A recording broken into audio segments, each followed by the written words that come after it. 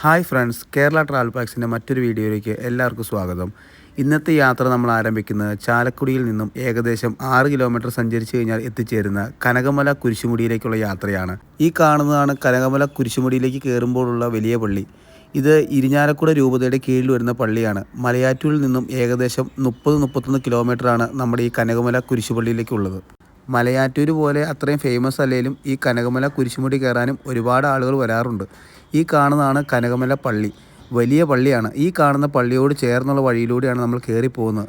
ഇതാണ് ഒന്നാം സ്ഥലം. ഇവിടെ ഇടത് സൈഡിലായിട്ട് വാഹനങ്ങൾ പാർക്ക് ചെയ്യാനുള്ള വിശാലമായ ഒരു പാർക്കിംഗ് സൗകര്യം തന്നെയുണ്ട്. ഇവിടുത്തെ ഒന്നാം സ്ഥലത്തെ കുരിശുമുടിയിൽ നിന്നും പ്രാർത്ഥിച്ച് വേണം നമ്മൾ മുകളിലേക്ക് കയറി പോരാനായിട്ട്.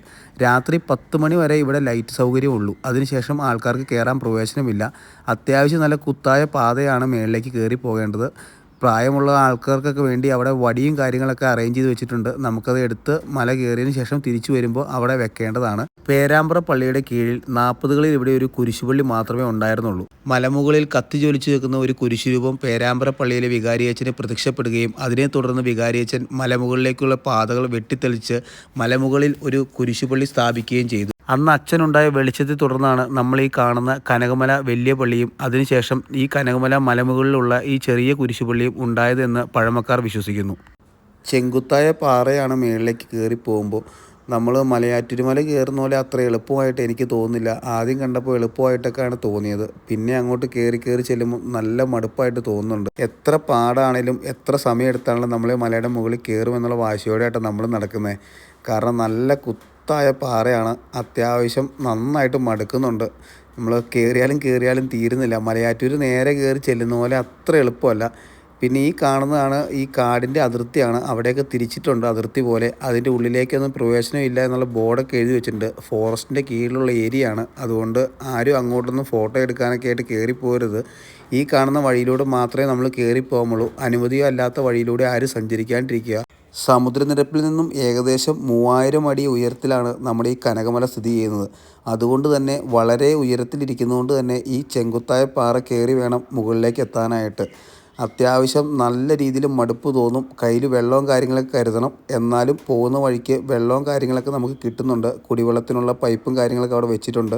ഇപ്പോൾ നമ്മൾ 7ാം സ്ഥലം എത്തിയിട്ടുണ്ട്. ഈ കാണുന്ന കുടിവെള്ളത്തിൻ്റെ പൈപ്പാണ്. മലയാറ്റൂർ സീസൺ ആയതുകൊണ്ട് തന്നെ ഈ കനകമല കയറാനും ഒരുപാട് ഭക്തജനങ്ങൾ വരാറുണ്ട്. തൃശ്ശൂർ ചാലക്കുടി ദേശീയപാതയിൽ കൂടി നമ്മൾ ഈ രാത്രികാലത്ത് സഞ്ചരിക്കുകയാണെങ്കിൽ നമുക്ക് ഈ മലയുടെ മുകളിലെ വെട്ടവും വെളിച്ചമൊക്കെ കാണാൻ പറ്റും കേട്ടോ. നല്ല ഭംഗിയുള്ള കാഴ്ചയായിരിക്കും അങ്ങ് ഹൈവേയിൽ നിന്ന് നോക്കുമ്പോൾ.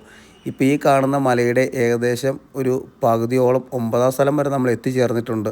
നല്ല വൃത്തിയായിട്ടാണ് നമ്മുടെ ഈ കുരിശുമുടിയിലേക്ക് കയറിപ്പോകുന്ന പാതയൊക്കെ കിടക്കുന്നത്. അതുകൊണ്ട് തന്നെ ഓരോ സ്ഥലങ്ങളിലും വേസ്റ്റ് ബിന്നും കാര്യങ്ങളൊക്കെ വെച്ചിട്ടുണ്ട്. കയ്യിലുള്ള വെള്ളക്കുപ്പിയും എന്തെങ്കിലും ആഹാര സാധനത്തിൻ്റെ പ്ലാസ്റ്റിക് കവറൊക്കെ ഉണ്ടെങ്കിൽ അവിടെ തന്നെ എല്ലാവരും നിക്ഷേപിക്കാൻ ശ്രദ്ധിക്കണം.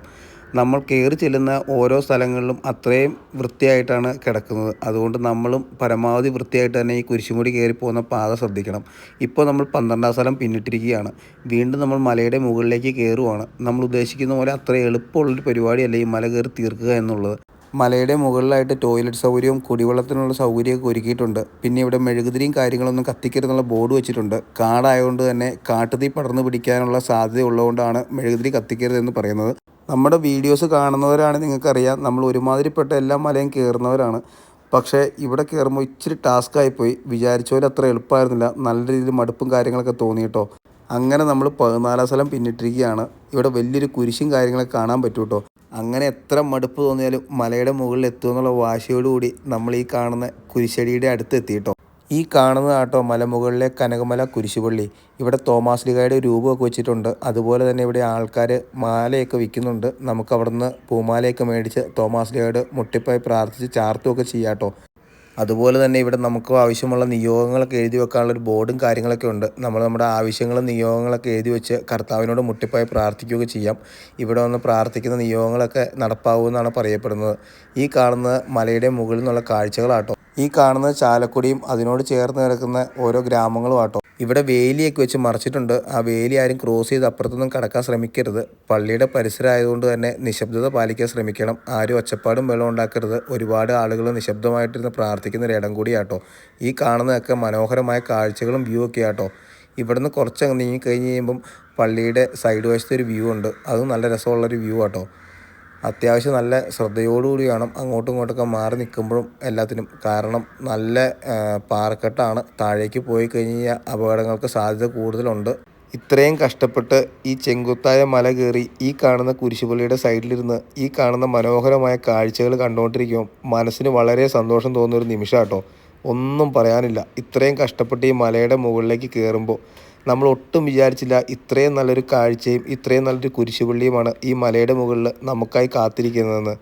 ഇവിടെ ദിവ്യബലിക്കുള്ള കാര്യങ്ങളും നേർച്ചയും വഴിപാടിനുമുള്ള കാര്യങ്ങളൊക്കെ ഉണ്ട്. അതൊക്കെ വേണ്ടവർക്ക് ചെയ്യാട്ടോ. അതുപോലെ തന്നെ ഇവിടെ നമുക്ക് മറ്റു ദിവസങ്ങളിൽ കുർബാനയ്ക്കുള്ള ബോർഡും കാര്യങ്ങളൊക്കെ വെച്ചിട്ടുണ്ട്. ഈ കാണുന്നത് ഈ കുരിശുപള്ളിയോട് ചേർന്നുള്ള ഒരു പാറക്കെട്ടാണ്. അവിടെ കയറി സുരക്ഷിതമായി നമുക്ക് ഫോട്ടോ എടുക്കാനും മറ്റുമൊക്കെ പറ്റും കേട്ടോ. ഇനി നമ്മൾ ഇവിടുന്ന് തിരിച്ച് താഴേക്ക് ഇറങ്ങുക കേട്ടോ. സുരക്ഷിതമായി താഴേക്ക് ഇറങ്ങാൻ ശ്രമിക്കണം. മേളിലേക്ക് കയറുന്ന പോലെയല്ല താഴേക്ക് ഇറങ്ങുന്നത്. സ്പീഡിലൊക്കെ പോയി കഴിഞ്ഞാൽ കാല് വഴുതി താഴേക്ക് പോകാനും സ്ലിപ്പായി പോകാനുള്ള ചാൻസ് കൂടുതലാണ്. അതുകൊണ്ട് തന്നെ ശ്രദ്ധയോടുകൂടി വേണം താഴേക്ക് ഇറങ്ങി ചെല്ലാനായിട്ട്. അങ്ങനെ നമ്മൾ കയറിയോടെ തന്നെ തിരിച്ചെത്തിയിരിക്കുകയാണ്. അപ്പോൾ നമ്മുടെ വീഡിയോ ഇഷ്ടപ്പെട്ടെങ്കിൽ ലൈക്ക് ചെയ്യണം, ഷെയർ ചെയ്യണം, സബ്സ്ക്രൈബ് ചെയ്യണം. അടുത്തൊരു വീഡിയോ ആയി നമുക്ക് വീണ്ടും കാണാം.